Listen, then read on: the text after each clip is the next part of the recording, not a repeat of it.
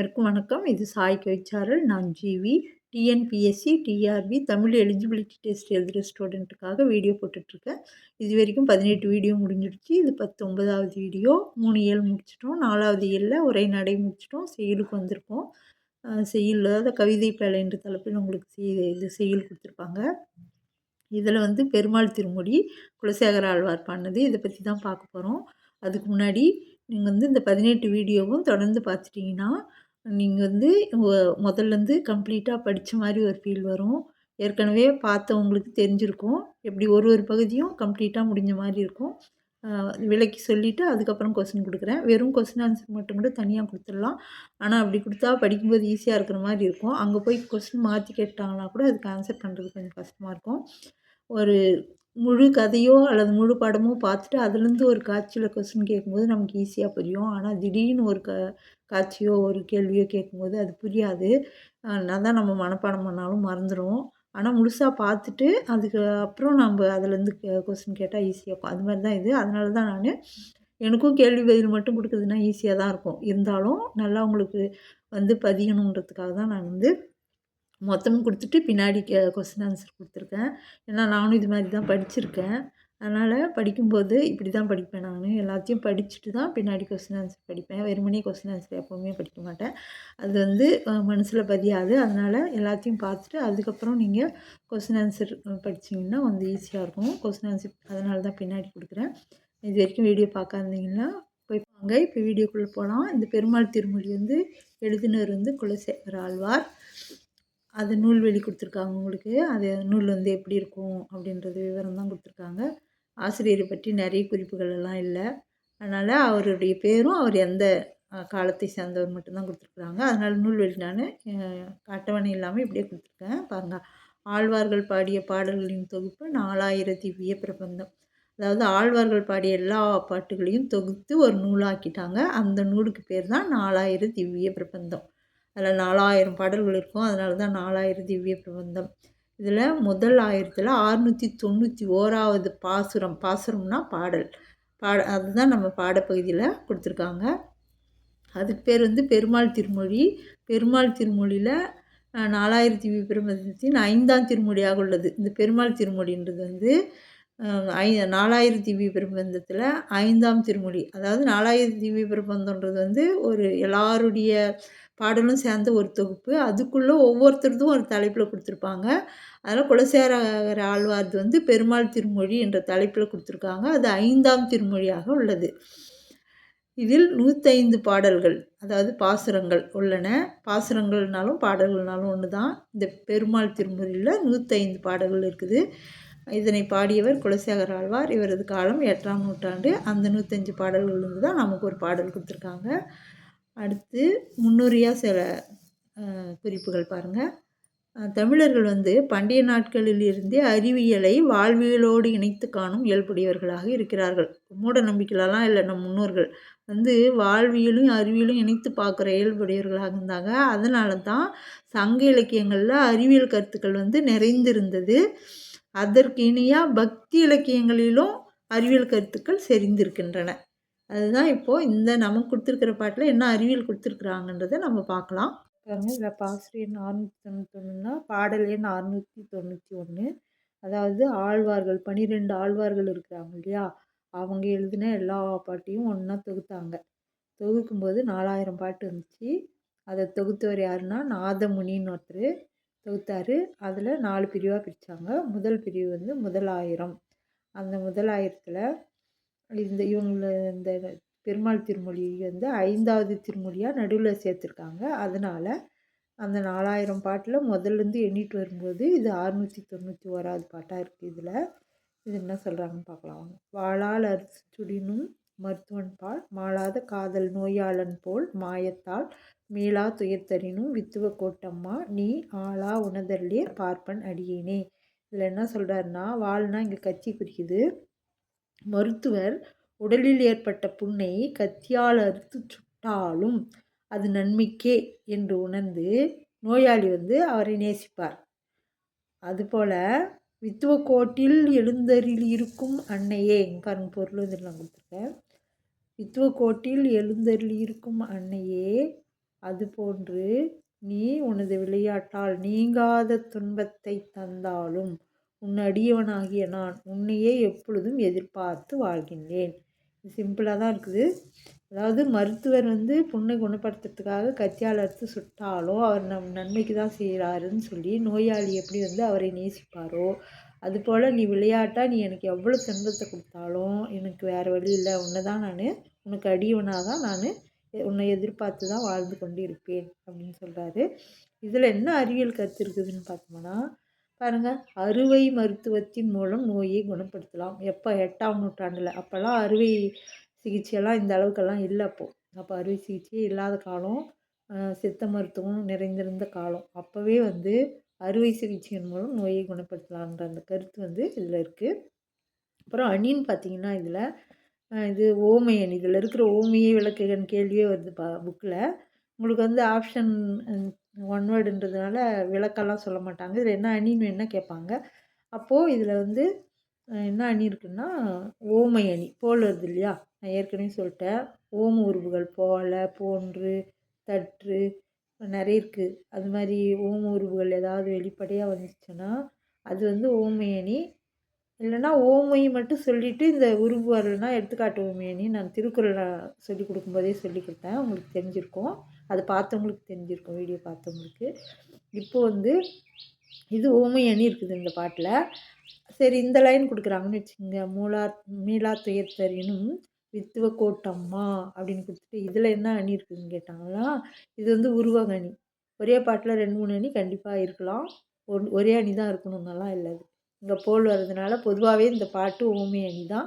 ஆனால் குறிப்பிட்டு இந்த ஒரு லைன் மட்டும் கொடுத்துட்டு வித்துவ கோட்டம்மா இதில் இருக்கிற அணின்னு கேட்டாங்கன்னா உருவக அணி. ஏன்னா கேரளா மாநிலத்தில் பாலக்காடு மாவட்டத்தில் வித்துவக்கோடுன்ற இடத்துல தான் பெருமாள், ஒய்ய வந்த பெருமாள் கோயில் இருக்குது. அதை பற்றி தான் அவர் பாடுறாரு. அந்த ஒய்ய வந்த பெருமாள் தான் வித்துவக்கோட்டு அன்னையே அப்படின்னு சொல்லிட்டு பெண்ணாக உருவகப்படுத்தி பாடியுள்ளார். ஆண் தெய்வத்தை பெண்ணாக உருவகப்படுத்தி பாடியுள்ளார். அதனால் இது உருவகணியும் அதில் இருக்குது. ஊமையணி இருக்குது, உருவகணி. இது குறிப்பிட்டு கேட்டாங்கன்னா உருவகணி சொல்லுங்கள். பொதுவாக வாழால் அறுத்துதினும் பாடல் இந்த பாடலில் இடம்பெற்றுள்ள அணின்னு கேட்டாங்கன்னா நீங்கள் தாராளமாக ஊமை அணின்னு சொல்லிட்டு எழுதிடலாம். இப்போ அந்த பாட்டு பொருள் ஏற்கனவே நான் சொல்லிட்டேன் உங்களுக்கு.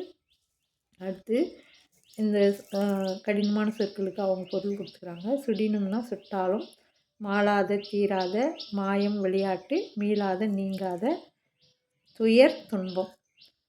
அப்புறம் இலக்கண குறிப்பு பார்த்திங்கன்னா அறுத்து வினையச்சம், மாளாத எதிர்மறை பெயரெச்சம். இன்னும் மாண்டன்னா பெயரெச்சமாக இருந்திருக்கும். மாளாத எதிர்மறையில், அதாவது செய்யாமல் இருக்கிறது எல்லாமே எதிர்மறை தான். இங்கே மீளாதன்னு வந்திருக்கணும், ஆனால் மீளன்னு வந்தது. அப்போ கடைசி எழுத்து ஒன்று இல்லாமல் போயிடுச்சு. அது மாதிரி இலக்கணத்தில் ஒரு எழுத்து இல்லாமல் போனால் அதுக்கு ஈர் கெட்டன்னு கெட்டுடுச்சு. ஒரு எழுத்து இல்லாமல் போயிட்டால் கெட்டன்னு சொல்லுவாங்க. புணர்ச்சி சொல்லும்போது உங்களுக்கு நான் சொல்லித்தரேன். ஒரு எழுத்து இல்லாமல் போயிடுச்சுன்னா அதுக்கு ஈர் கெட்டதுன்னு சொல்லுவாங்க. அப்போ இங்கே மாளாத தா இல்லாமல் போயிடுச்சு, அதனால் இது ஈர்க்கட்டை எதிர்மறை பெயரெச்சம். இங்கே ஆளாதா இல்லாத போயிடுச்சு, அதனால் இதுவும் ஈர்க்கட்டை எதிர்மறை பெயரெச்சம். இப்போ நான் சொல்கிற மாதிரி அது உங்களுக்கே தெரியும். காணா கண்கள், அது என்னது, காணாத கண்கள். தா இல்லாமல் போயிடுச்சு இல்லையா, காணா கண்கள். உடனே நீங்கள் ஈர்க்கட்டை எதிர்மறை நிலைங்க, காணான்னு. கண்டன்னா பெயரெச்சம். அதே காணான்னும்போது ஈர்க்கட்டை எதிர்மறை பெயரெச்சம் அப்படி சொல்லுவீங்க. இது மாதிரி தான் இதெல்லாம். இப்போ பார்ப்பன்றது தன்மை வினை, தன்மை ஒருமை வினைமுற்று. தன்னை மட்டும் ஒருத்தர் மட்டும் பார்ப்பன்னா நான் பார்ப்பேன் அப்படின்னு அர்த்தம். அதனால் தன்மை ஒருமை வினைமுற்று. இதுதான் இலக்கண குறிப்பு உங்களுக்கு இதில் கொடுத்துருக்குது. அப்புறம் இதில் எதுகை மோனை கேட்டாலும் கேட்கலாம் இந்த பாட்டில். இது பாருங்கள், இதில் மோனைன்னா மாளாத மீளா வருது இல்லையா, மீ வர்றதுனால இது மோனை, அவ்வளோதான், வேறு எதுவும் இல்லை. அடிமோனை. இந்த ரெண்டுத்தையும் எடுத்து எழுதிட்டு மாவுக்கும் மீக்கும் அண்டர்லைன் பண்ணிடலாம். அதே எதுகை கேட்டாங்கன்னா பாருங்கள், ஒவ்வொரு லைன்லையும் இருக்குது 2வது எழுத்து எல்லாமே இல்லாதான். வாளால், மாளாத, மீளா, ஆளா. இப்போ 2வது எழுத்து எல்லாமே வர்றதுனால இது எதுகை இருக்குது. எதுகை என்பது இந்த 4 வார்த்தையுமே நீங்கள் எடுத்து எழுதி 2வது எழுத்துக்கு அண்டர்லைன் பண்ணணும். பாருங்கள், ஒரே மாதிரி இருக்குது அப்படின்னு காட்டுறதுக்காக நம்ம இது மாதிரி செய்வோம்.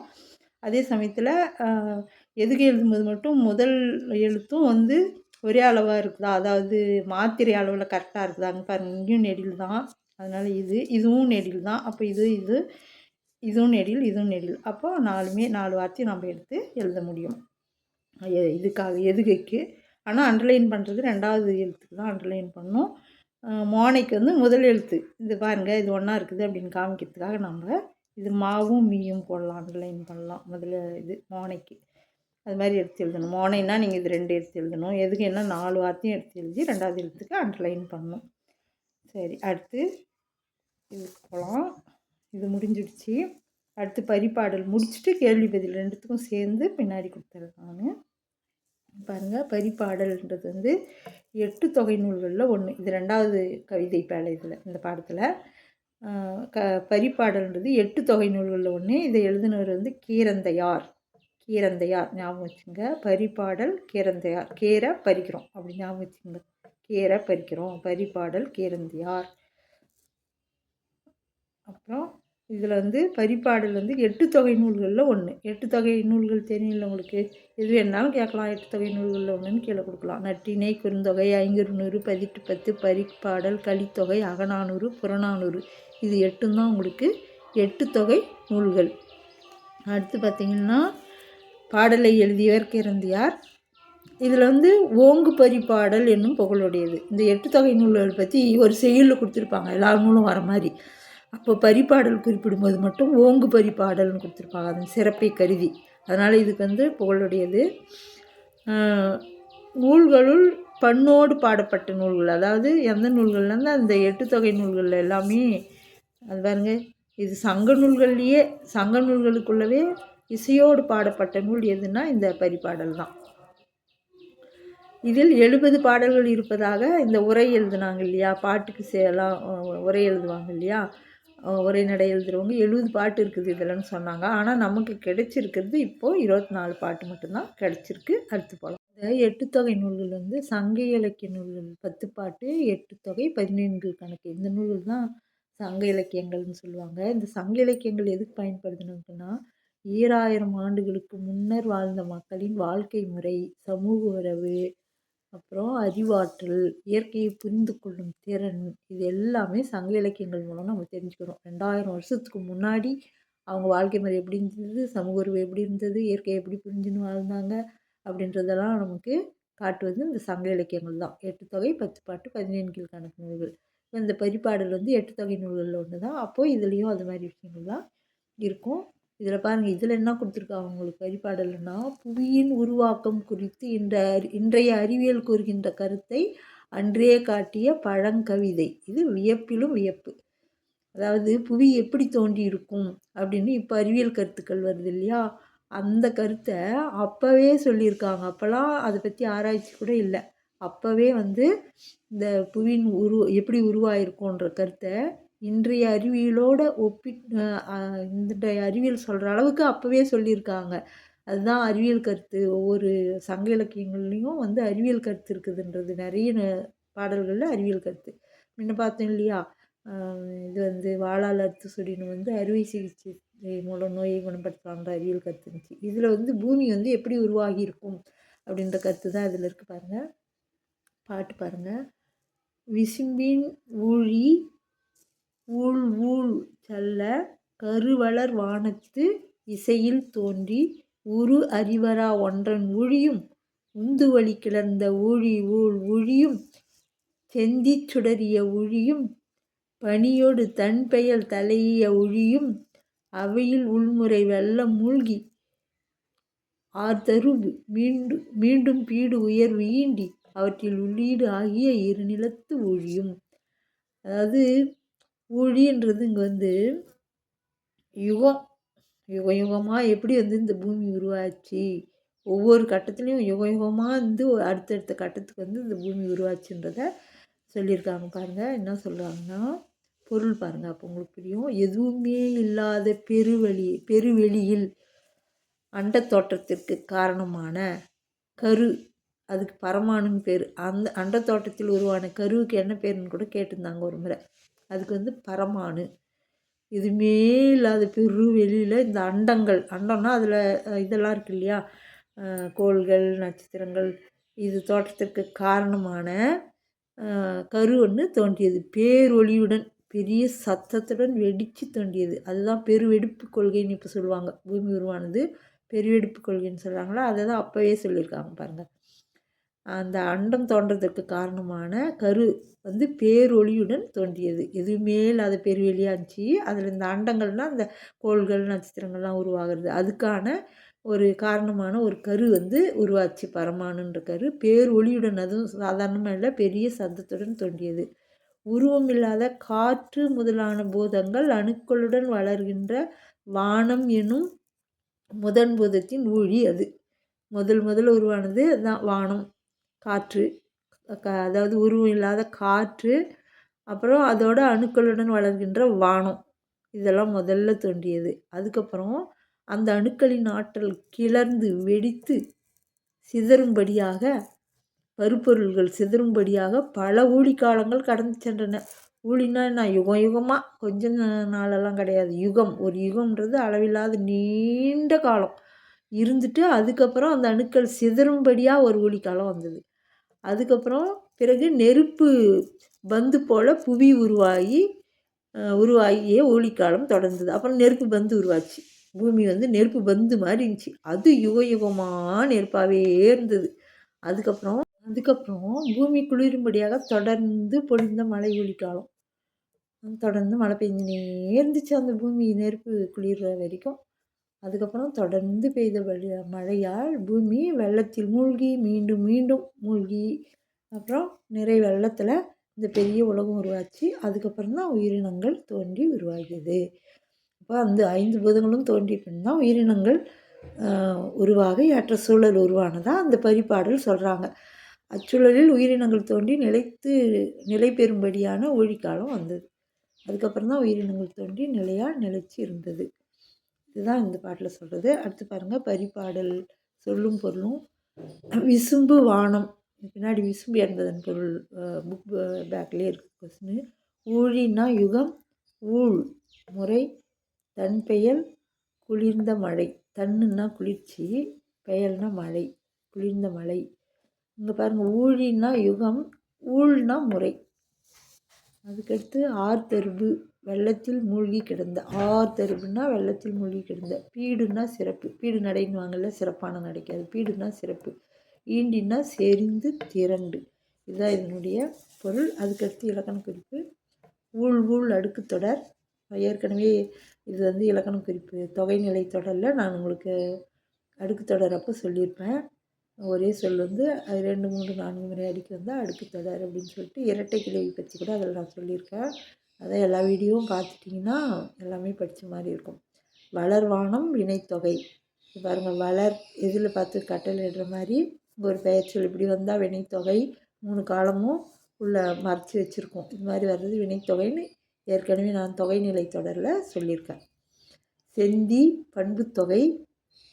செம்மை கூட்டல் தீ, செம்மை ஆனத்தி. இதில் மை விகுதியும் ஆனம் மறைஞ்சிருக்கிறதுனால இது பண்பு தொகை. அதுக்கடுத்து வாரா சொன்னேன் இல்லையா, தா இல்லை, வாராதன்றதுக்கு வாரா மட்டும் கொடுத்துருக்குறாங்க. அதனால் ஈர்க்கட்டை எதிர்மறை பெயரச்சம் நடக்காது. வந்தன்னா பெயரச்சம் மட்டும் இருந்திருக்கும். இங்கே வாரான்றதுனால எதிர்மறை பெயரச்சம். வந்தன்னா பெயரச்சம், வாரான்றதுனால எதிர்மறை பெயரச்சம். செய்யாமல் போயிட்டா எதிர்மறை. பகுபத உறுப்பிலக்கணம். கிளர்ந்த, இது எப்படி பிரிக்கணும்னா, எதில் இருக்கிறவங்கள பார்த்து கட்டளையிடுற மாதிரி ஃபஸ்ட்டு பகுதி வரணும். அப்புறம் இந்து வந்தாவே எப்பவுமே இத்து தான் போடணும்னு ஏற்கனவே நான் சொல்லியிருக்கேன் முன்ன வீடியோவில். இந்து வந்தாவே இத்து போட்டுட்டு ப்ராக்கெட்டில் இந்து போடணும். ஏன்னா இந்தோட இதுதான் விகாரம் தான் இத்து, இத்தோட விகாரம் தான் இந்து. அதனால் வந்து பெயரச்சு விகுதி. கிளர்பகுதி இத்து சந்தி, இத்து இந்தானது விகாரம், இத்து இறந்த கால இடைநிலை, பெயரச்சு விகுதி. இத்து இட்டு இரு இதெல்லாம் வந்து இறந்த கால இன்னு, இது நானும் வந்து இறந்த கால இடைநிலையாக இருக்கும் பெரும்பாலும். அடுத்து பார்க்கலாம். அதுதான் கவிதை பேழையில் 2மே முடிஞ்சிருச்சு. பெருமாள் திருமொழியும் பரிபாடலும். அடுத்து நம்ம தெரிந்து தெளிவோம்னு ஒரு பகுதி கொடுத்துருக்காங்க. அதை முடிச்சுட்டு இதில் இருக்கிறதுக்கு வினாவிடையும் அதுக்கான வினாவிடையும் பார்க்கலாம். இல் நுழை கதிர் அப்படின்ற தலைப்பில் ஒன்று கொடுத்துருக்காங்க. அதாவது இந்த அண்டப்பெருவழியில் நம் பால்வீதி போன்று எண்ணற்ற பால்வீதிகள் உள்ளன. அதாவது நம்ம பூமி, சூரியன் இந்த கோள்கள் எல்லாம் அடங்கிய இந்த பகுதிக்கு வந்து பால்வீதி அப்படின்னு பேர் வச்சுருக்காங்க. அது மாதிரி அண்டப்பெருவெளியில எண்ணற்ற பால்வீதிகள் உள்ளன. வெளியே நின்று பார்த்தால் அது தூசுகள் போல தெரியும். சிறு தூசு மாதிரி தெரியும். கோடிக்கணக்கான பால்வீதிகள் தூசுகளாக தெரியும் அப்படின்னு சொல்லியிருக்கிறாங்க. அமெரிக்க வானியல் வல்லுனர் எட்வின் ஹப்பில், அது ஞாபகம் வச்சுங்க. அமெரிக்க வானியல் வல்லுனர் எட்வின் ஹப்பில் இவர் வந்து 1924 நம் பால்வீதி போன்று பல பால்வீதிகள் உள்ளன என்று நிரூபித்தார். அண்டவெளியில் நம்ம பால்வீதி மாதிரியே பல பால்வீதிகள் இருக்கிறத 1924 நிரூபித்தார். ஆனால் இவர் வந்து மாணிக்கவாசகர் திருவாசகத்தில் 1300 ஆண்டுகளுக்கு முன்பே இதை சொல்லிட்டார். என்னன்னு சொல்லியிருக்காருன்னு பாருங்கள். ஒரு பாட்டில் திரு அண்ட பகுதி அப்படின்னு ஒரு பகுதி, அதில் என்ன பாட்டு எழுதிக்கிறாருன்னா, அண்டப்பகுதியின் உண்டை பிறக்கம் அப்படின்னு இன்னும் 2-3 லைன் நடுவில் விட்டுட்டு அப்புறம் கடைசி லைன் மட்டும் கொடுத்துருக்குறாங்க. சிறியாக பெரியோன் தெரியின். இந்த பாட்டில் என்ன சொல்லியிருக்கிறாருன்னா, அண்டப்பகுதியின் உண்டை வடிவம் ஒப்பற்ற வளமான காட்சியையும் ஒன்றுக்கொன்று ஈர்ப்புடன் நிற்கும் அழகினை சொல்வது எனின் பாரு எப்படி சொல்கிறார். உருண்டை வடிவம் அப்போவே வந்து பூமி உருண்டை வடிவன்றதை கண்டுபிடிக்கிற அந்த காலத்துக்கு முன்னே அவர் கண்டுபிடிச்சிட்டார். அறிவியல் அறிஞர்கள் கண்டுபிடிக்கிறதுக்கு முன்னே சொல்லிட்டார். உருண்டை வடிவம் அது ஒன்றுக்கொன்று ஈர்ப்புடன் நின்ற அழகுன்றார். அப்போது அந்த கோள்களுக்கெல்லாம் ஈர்ப்பு சக்தி இருந்ததை அப்போவே சொல்லியிருக்கிறார். எனின் அவை 100 கோடிக்கு மேல் விரிந்து நின்றன. சொல்கிறாங்க இல்லையா, நூற்றுக்கணக்கான பால்வீதிகள் அண்டத்தில் இருக்கும்னு. அதுதான் அவர் அப்பயே சொல்லிட்டு இருக்கிறார். 100 கோடிக்கு மேல் விரிந்து நின்றன. இல்லத்துள் நுழையும் தூசு போல கதிரவனின் ஒளிக்கற்றையில் தூசு துகள் போல் அவை நுண்மையாக இருக்கின்றன. அதாவது சூரிய ஒளி நம்ம வீட்டில் ஏதாவது ஓட்டை இருந்து உள்ளே வந்துச்சுன்னு வச்சுங்க, அதில் பார்த்தா தூசு பறக்கிற மாதிரியே தெரியும். அது மாதிரி நிறைய மேலே வந்து இருக்குது, நிறைய கோள்கள் இது மாதிரிலாம் நிறைய இருக்குதுன்றதை அப்போவே அவர் சொல்லிட்டார். அது இப்போ தான் 1924 தான் இவங்க அறிவியல் பூர்வமாக நிரூபிச்சுக்கிறாங்க. அமெரிக்க வானியல் வல்லுனர் எட்வின் ஹப்பில்ன்றவர், ஞாபகம் வச்சுக்கோங்க அந்த பேரை. இது மாதிரி தெரிந்து தெளிவோம் தெரியுமா இந்த பகுதியில் இருந்தெல்லாம் நிறைய கொஸ்டின் கேட்டுருக்காங்க, அதனால் ஞாபகம் வச்சுங்க. இப்போ கேள்வி பாருங்கள். இந்த அண்டப்பெருவெளியில் டேஸ் உள்ளன எண்ணற்ற. அடுத்து 3வது கொஸ்டின். அண்டவெளியில் நம் பால்வீதி கொண்டு பல பால்வீதிகள் உள்ளன என்று நிரூபித்தவர் அமெரிக்க வானியல் வல்லுனர் எட்வின் ஹப்பில். அமெரிக்க வல்லுனர் எட்வின் ஹப்பில் நம் பால்வீதி போன்று பல பால்வீதிகள் உள்ளன என நிரூபித்த ஆண்டு 1924 ஆண்டு. அண்டப்பகுதியில் உண்டை பிறக்கம். இப்பாடல் அடிகள் இடம்பெற்ற நூல் திருவாசகம். அண்டப்பகுதியை பற்றி 1300 ஆண்டுகளுக்கு முன் தம் பாடலில் குறிப்பிட்டவர் மாணிக்கவாசகர்.